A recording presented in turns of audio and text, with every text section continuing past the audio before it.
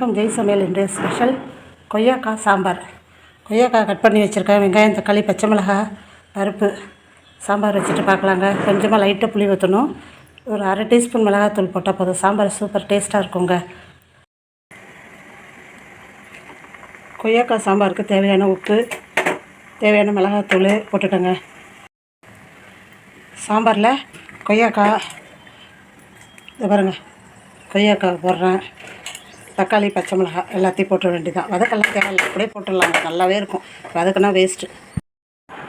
கொய்யாக்காய் சாம்பாருக்கு கொய்யாக்காய், பச்சை மிளகாய், தக்காளி, வெங்காயம் போட்டாச்சுங்க. சாம்பாருக்கு சும்மா ஒரு டீஸ்பூன் புளி போட்டால் போதுங்க, நிறைய போடக்கூடாது. அதுமாதிரி தாளிப்பு போட்டாச்சு. சாம்பார் சூப்பராக இருக்குங்க. செஞ்சு சாப்பிட்டு பாருங்கள். வித்தியாசமாக இருக்கும், சூப்பராக இருக்கும். சேனலுக்கு சப்ஸ்கிரைப் பண்ணுங்கள். ஜெய் சமையலுக்கு ஹெல்ப் பண்ணுங்கள். கொய்யாக்காய் சாம்பார் ரெடிங்க. செஞ்சு சாப்பிட்டு பார்த்து சேனலுக்கு சப்ஸ்கிரைப் பண்ணுங்கள். நன்றிங்க.